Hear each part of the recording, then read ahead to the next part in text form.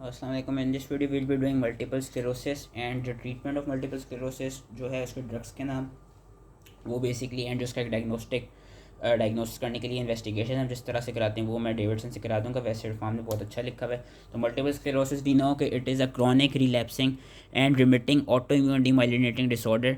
It's basically characterise by the destruction of your myelin sheaths and your oligodendrocytes. Multifactorial disease है। Twice commonly female को affect करती है and उसके risk factors उसमें female gender, family history आ जाता है, स्ट्रॉन्ग एसोसिएशन है विद HL या DR2। It can occur at any age but mostly seen between 20 to 40 years। Vitamin D भी ऐसा रिस्क फैक्टर आ जाता है। कुछ कुछ जगहों पर डेफिशिएंसी हो वहाँ पर ज़्यादातर देखे जाते हैं cases. Cold climate, sun exposure and Epstein Barr virus, these are all the risk factors for developing multiple sclerosis. Clinical features क्या होते हैं?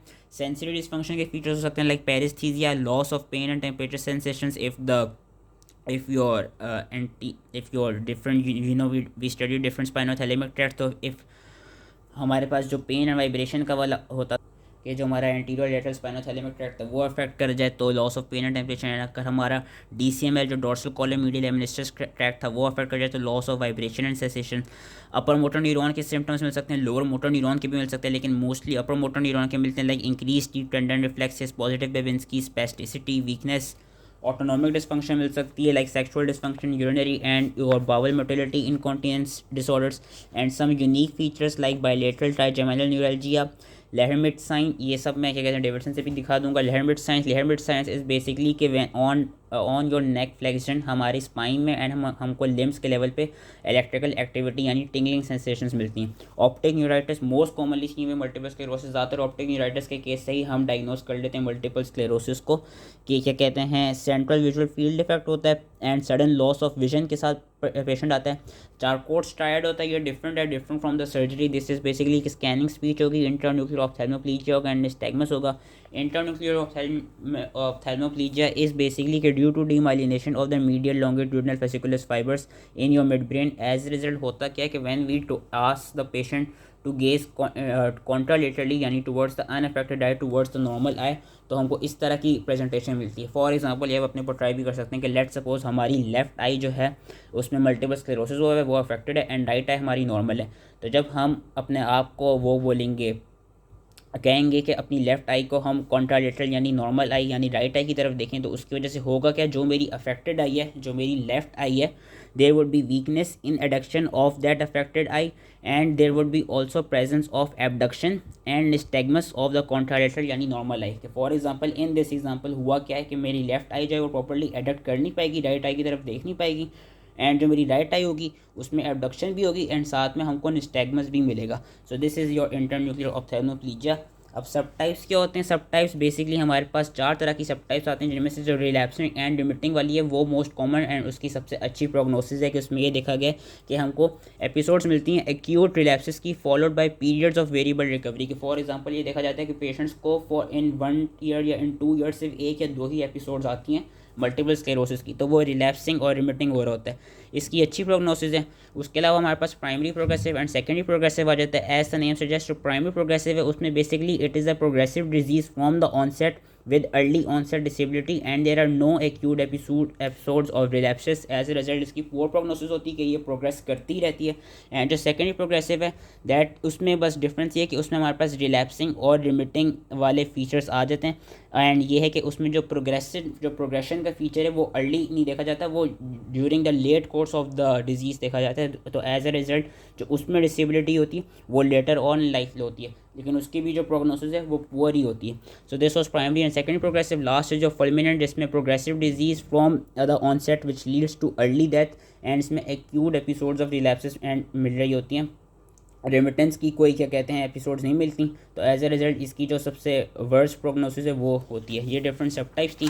अब इन्वेस्टिगेशन में जो गोल्ड स्टैंडर्ड सेंसिटिव टेस्ट है for detecting MS that is your MRI with gadolinium, जिसमें हमको multiple asymmetric periventricular white matter lesions मिलते हैं पेरीवेंट्रिकुलर एरिया में या डिफरेंट एरिया में वाइट मैटर लीजन्स हमको मिलते हैं। एंड हमारे पास लेबोरेटरी फाइंडिंग में CSF सबसे अच्छी एक आती थी, क्योंकि CSF में किस तरह डायग्नोस करते हैं। CSF में याद रखना है कि नॉर्मली जो ल्यूकोसाइट काउंट होती है वो नॉर्मली होती है, बस उसमें हमको जो लिम्फोसाइट्स होते हैं वो इंक्रीज मिलते हैं अब ये थोड़ा कंफ्यूजिंग है C S F protein and increase C S F protein. Basically याद रखना है कि नॉर्मली जो सी एस एफ प्रोटीन होती है, normal glucose and protein contact in multiple sclerosis वो नॉर्मली होता है। लेकिन कभी कभार क्या होता है कि ड्यूरिंग द एपिसोड और during acute episode of multiple sclerosis अगर उस वक्त सी एस एफ कराया जाए तो उस वक्त हमको सी एस एफ में प्रोटीन कंटेंट बढ़ावा मिल सकता है। एंड प्रोटीन कंटेंट में भी हमको जो गैमा ग्लोबुलिन्स हैं, जो आईजीजी चेन्स हैं, वो ज़्यादा मिलती हैं। जो मेन स्पेसिफिक जो मेन चीज़ हमको मिलती है मल्टीपल स्क्लेरोसिस के सीएसएफ में, जिससे हम कह लें 80 to 85% डायग्नोज कर सकते हैं कि उसको एमएस है, वो ये है कि हमको ओलिगोक्लोनल बैंड्स मिलते हैं on CSF electrophoresis. Oligoclonal bands is seen get discrete bands of proteins in gamma globulin region which is a sign of demyelination. It is not specific to MS as it can be seen in other diseases. लेकिन एक तरफ से ये हमारी diagnosis को अच्छी direction में ले जाता है कि 80 to 85% ऑफ द टाइम या 70 to 90% ऑफ द टाइम हमको क्या कहते हैं ये चीज़ मिलती है। ओलिगोक्लोनल बैंड्स हर हाल में याद रखना है कि हमको CSF में मिलेंगे MS के।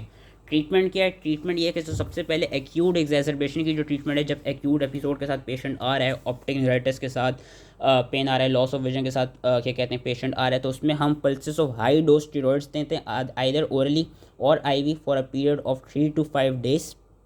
एंड क्या कहते हैं इसमें याद रखना है कि due to the treatment of optic neuritis steroid should be in a form of IV, they should not be oral.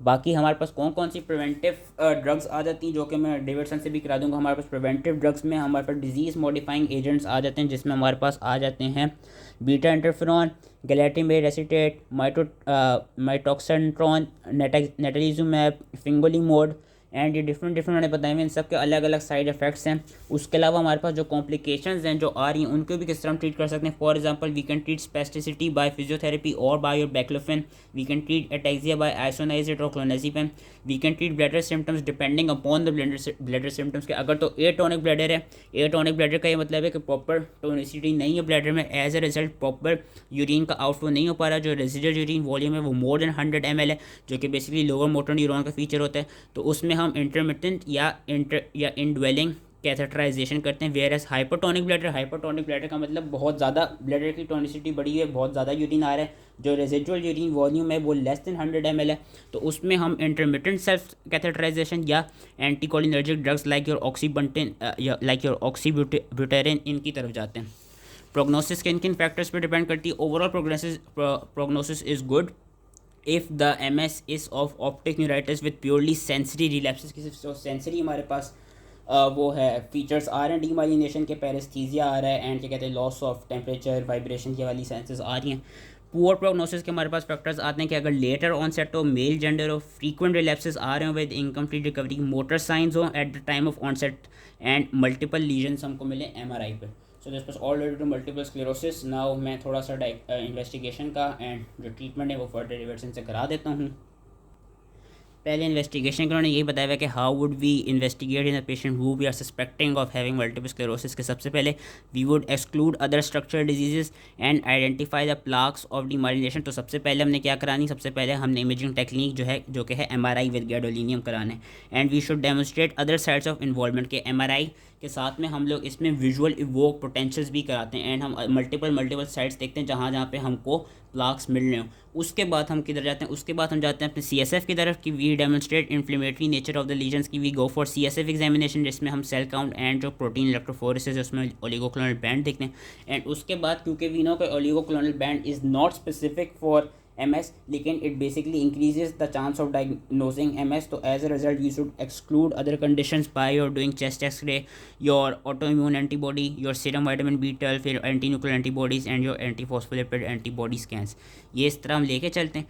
Treatment में वो जो हम क्या कहते हैं डिजीज़ मॉडिफाइंग ड्रग्स पढ़ रहे थे उनके कुछ नाम इन्होंने यहाँ पे बताए हुए। यू कैन क्या कहते हैं आपको जो आसान लगे वो वाला याद कर सकते हैं, या आप जो इरफान में दी में वही याद कर सकते हैं। उन्होंने दिया हुआ है नेटोलिजुमैब, एलएमटीजुमैब, ओक्रेलिजुमैब, जो इसमें ओरल हैं। ओरल में सिर्फ हमारे पास फिंगोलिमोड एंड डाइमेथाइल फ्यूमेरेट आ जाता है। बाकी जितने भी दिए हुए ये वो ग्लैटिमेड एसीटेट दिया हुआ है, इंटरफेरॉन बीटा दिया हुआ है एंड नेटलिजुमैब दिया हुआ है। मैंने तो इन तीनों को याद रखा हुआ है, दीज आर IV, एंड मैंने ओरल में फिंगोलिमोड को याद रखा हुआ है। So these are some drugs, disease modifying drugs which are given as a prevention of multiple sclerosis. And जो हमारे पास फिर स्पेसिफिक सिम्टम्स आ रहे थे उनको हम किस तरह ट्रीट कर रहे थे वो भी उसमें बताया हुआ था। उस तरह ट्रीट कर रहे हैं कि अगर पेन के या डिसेस्थीसिया के सिम्टम्स आ रहे हैं तो हम कार्बामेज़ेपिन गाबापेंटिन दे रहे हैं। अगर क्या कहते हैं ब्लैडर के सिम्टम्स आ रहे हैं तो वी सॉ कि अगर एटोनिक था उसमें indwelling catheter and intermediate self catheterisation थी, वेयर एज अगर हाइपरटोनिक ब्लैडर था तो उसमें एंटीकोलिनर्जिक ड्रग्स थे एंड इंटरमीडिएट सेल्फ कैथेटराइजेशन थी।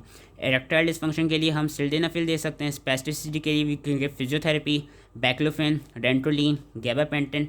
एंड लास्टली जो कुछ हमारे पास स्पेसिफिक साइंस थे which were seen with MS, वो ये हैं कि एमएस के साथ हमको जो कॉमन प्रेजेंटिंग कंप्लेंट्स मिलती हैं वो ऑप्टिक न्यूराइटिस की मेनली मिलती है, उसके अलावा ट्रांसफर्स स्माइलाइटिस की, ब्रेन स्टेम सिंड्रोम की एंड सेरिबेलर सिंड्रोम की। एंड जो अदर यूनिक सिम्टम्स हमको मिलते हैं इन एमएस वो हमको एफरेंट प्यूपिलरी डिफेक्ट मिल सकता है, लहरमिट साइन मिल सकता है कि टिंगलिंग इन द स्पाइन और limbs on your neck flexion, and क्या कहते हैं internuclear ophthalmoplegia, tremors, cognitive dysfunction, ये सारी चीज़ें मिल सकती हैं। And how do we diagnose MS, उसका याद करने का तरीका ये कि उसके लिए बस डायग्नोस्टिक क्राइटेरिया का नाम पता होना चाहिए, McDonald's criteria. McDonald's criteria is basically use for diagnosing multiple sclerosis. So that was all related to multiple sclerosis. I hope इस समझ में आ गया हो एंड थैंक यू।